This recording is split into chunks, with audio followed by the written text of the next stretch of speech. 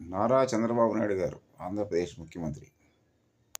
ఆంధ్రప్రదేశ్ని స్వర్ణ ఆంధ్రప్రదేశ్ అని, యోగా ఆంధ్రప్రదేశ్ అని అభివర్ణిస్తూ ఉన్నారు కదా. అదే కోవలో ఆంధ్రప్రదేశ్లో లైంగిక దాడులు జరుగుతూ ఉన్నాయి కదా.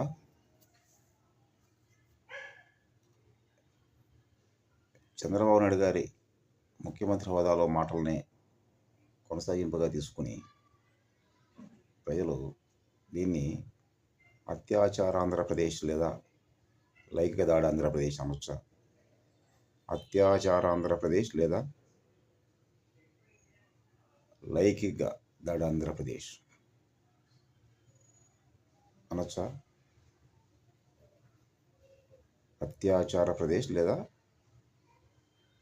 లైంగిక దాడి ఆంధ్రప్రదేశ్ ఇలా జనం అనుకుంటే దాని పట్ల చంద్రబాబు నాయుడు ముఖ్యమంత్రి గారి అభిప్రాయం ఏంటి? ఉదాహరణ నేనే అలా అనుకుంటే మీ అభిప్రాయం ఏంటి ముఖ్యమంత్రి గారు? నాకైతే అలా అనాలం లేదు.